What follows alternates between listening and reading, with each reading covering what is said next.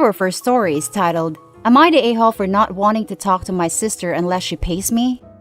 Why I despise my sister. As first-generation immigrants, my family, my father, my mother, my older sister, and myself, spent our first 2 decades in Australia dancing to and fro across the poverty line. Late in her high school career, my sister decided she wanted to be a physician. But she didn't have the work ethic to get the necessary grades, so the only offer of enrollment she received was from a private university. For context, in Australia, students are entitled to a loan that will typically cover the entirety of their course fees. One exception are courses offered by private universities, as private universities charge a lot more than their public counterparts. In order for my sister to attend this private university, my parents would have to come up with 300,000 Australian dollars over the course of her degree. I'm sure you can imagine how difficult this task would be for a couple earning minimum wage. But my parents loved my sister, so they did whatever it took to enroll my sister into this medical school, even if it meant taking on crippling debt. To make ends meet, both my parents started working 60 to 80 weeks. The hours took their toll on my parents, both physically and mentally. Put it this way, one day my father lost a finger in a workplace accident, and he was overjoyed, because he would receive compensation for it. He was ecstatic that he could trade his finger for a freaking measly $25,000. I had always thought that once my sister graduated, she would pay my parents back. She did not. Not one single freaking cent. Instead, she went gallivanting around the world, buying expensive designer items, and eventually moved interstate. She barely even bothered to stay in touch. Why I believe my sister owes me at least $200,000. I graduated from university 4 years after my sister. For 3 years after graduating, every cent I made went to paying off my parents' debt, so that they could go back to working normal hours. Over the years, I've probably given them $200,000. It's been 7 years since I've graduated university now, and my family is in a much better place.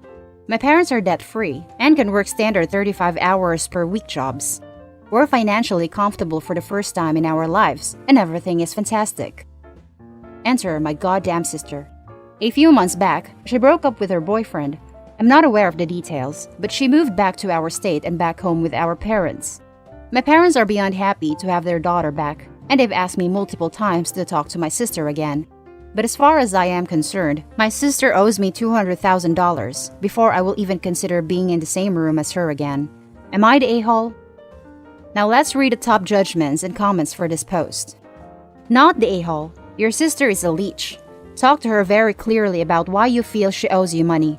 State your case and then go forward from there on. Your parents are leeches also. They took your money, all your money, and now have the audacity to get on at you about your relationship with your sister? Nope, not the a-hole. I get why you think that, but please do understand that my parents sacrificed an unfathomable amount so that my sister and I can live the Australian dream. They would ruin their lives without hesitation if it means that we could chase our dreams. So losing just 3 years worth of savings is the least I can do for them. I don't have a problem with the fact that my parents took on crippling debt for my sister. I don't even have an issue with my sister asking my parents to take on said debt. My grievance is solely with my sister's lack of gratitude and failure to give back to the people who gave her the opportunity to be who she is today. I don't think OP's parents are leeches. OP did not mention anything about her parents asking her to pay the uni fees. It is very common in immigrant families to have filial piety. It makes sense in this context that OP would, very generously, take on some of OP's parents' debt in order to ease their suffering. In my experience, this sense of duty in adult children is sometimes difficult for my non-BIPOC friends to understand. The family unit is also generally much tighter, and OP's parents welcoming OP's sister back into the fold and wanting harmony also makes sense to me. That being said, OP is not the a-hole. OP's parents are also not the a-hole. They simply place a massive value in their daughter's education and were willing to go to great lengths to provide a better life for her. In Australia, it's unusual that a parent would take on that uni debt long term. This begs the question if there was any communication or agreement between OP's sister and OP's parents with regard to tuition payments. OP's sister needs to consider her parents and her siblings, by extension, financial situation and rectify it. Not the a-hole. Australia isn't like the US. She could have worked hard, gone to a regular uni like NSWU or RMIT or Monash, gotten HECS debt, and paid it back herself as a doctor. It's not like she would be struggling to pay something with how much she would be earning. If you help your parents pay her debt, she definitely owes you and should be told as much. Everyone sucks here. Your parents did not deal with this situation well, which meant that you have taken on that responsibility when you shouldn't have. You have so much animosity for your sister, but it is your parents who enabled this situation to happen. They did not have to allow her to go to a private university. They did not need to take on so much debt, and they could have insisted that she could pay money back to them. It was not your place to expect this from your sister and place such demands on her if your parents did not want to do that themselves. You don't need to have a relationship with your sister in any form, but you have no right to demand money from her. I disagree. The sister knew what she was doing. She took advantage of their culture to have her parents make extraordinary sacrifices for her, but at the same time is ignoring cultural norms that she should help them in return as they age. That's the end of the first story. Let's jump to the next one. Am I the a-hole for taking my ex-girlfriend off my insurance policy to force her to give me full custody of my daughter? Me and my ex-girlfriend, Haley, have one daughter, 15 female, Elle. I genuinely don't know if I was right to do what I did. Around 4 years ago, Haley had a very bad accident. That ended with her being wheelchair-bound. This caused her to develop a lot of resentment towards me. She would get angry if I worked out or played any sports, so I stopped doing anything physical mostly. We tried counseling for a year, and things didn't improve. In the end, we broke up. Ever since Elle was born, I took out a private insurance for me, Elle and Haley. This helped out a lot when she had her accident. Post-breakup, I still kept her in my insurance because she couldn't find any work, and I knew if I dropped her from the insurance, she wouldn't be able to afford any treatments. It's been 2 years since then. We have 50-50 custody, so I don't pay any child support. In the beginning, I kept a very keen eye to make sure that she didn't resent Elle like she resented me. She didn't, so I relaxed.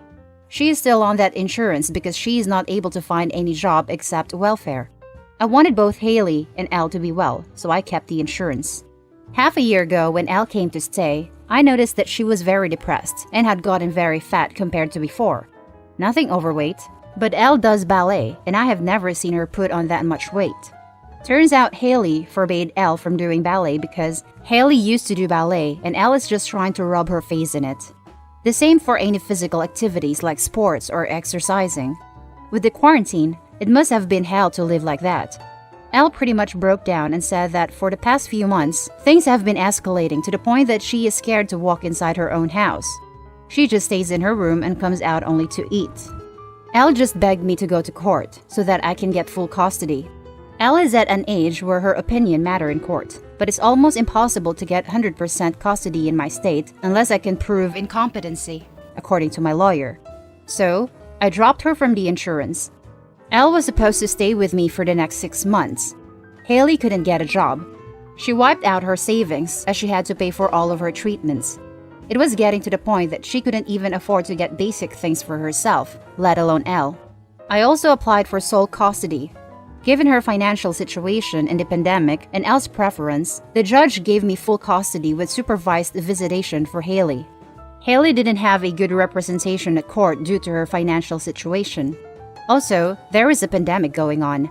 I left an already vulnerable person without any medical insurance.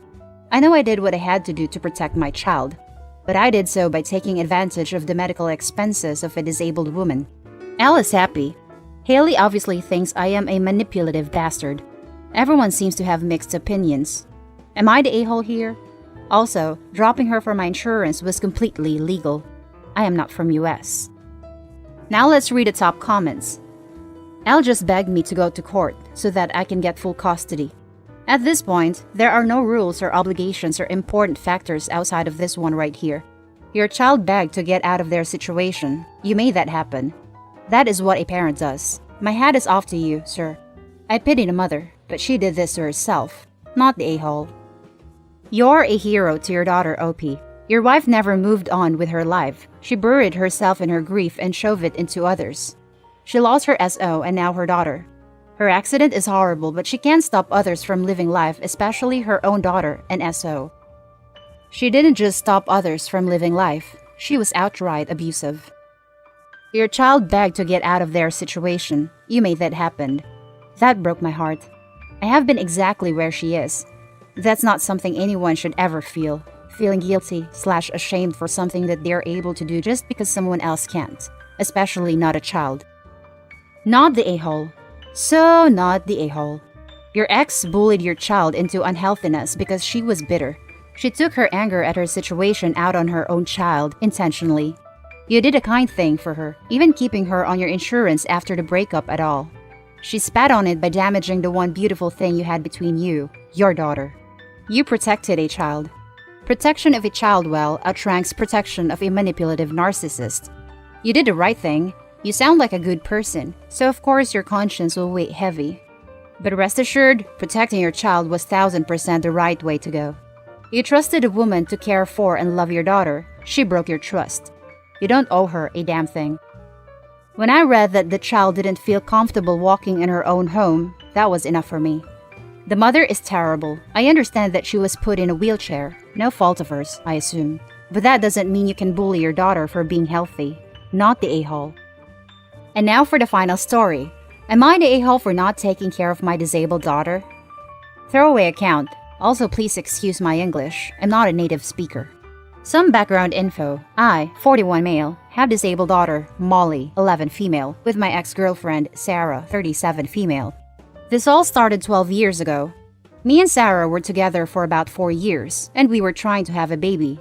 After a couple weeks of trying, she got pregnant, and we were super excited. Unfortunately, in her 4th month, doctors told us that our baby is severely disabled and advised us to get a termination. It was very hard on us. We started arguing a lot because Sarah wanted to keep the baby and I didn't. I said I don't want to spend my whole life taking care of a child and throw everything away. But Sarah didn't want to kill the baby. We argued about this every day. Eventually, it became too much and we broke up. We still kept in contact with each other as friends. Couple months later, she went into labor. I came into the hospital with her to support her. As the doctor said, Molly was born severely disabled. They kept her in the hospital for a couple of weeks and then gave her to Sarah. She took her to her house and I visited them a couple times. Within the next month, I got a job offer and moved away to another city. Me and Sarah are still in contact and I send them money every month, but we meet each other very rarely, about once in 2 years. So now, Molly is 11 years old. She is bound to a wheelchair and will never walk. She has a mind of a 3-year-old and can't speak. Sarah left everything to take care of her. She is at home with her 24/7 because Molly isn't able to do anything on her own. They get state contributions since Sarah can't go to work and I send them money. I have a wife now and 2 daughters, 5-year-old, and we live about 4 hours drive away from Sarah. Sarah has called me last week saying that it's too much on her. She said she does nothing else than take care of Molly and she is tired. She gave up on her career, hobbies, friends, and everything. She asked me to start taking care of Molly as well.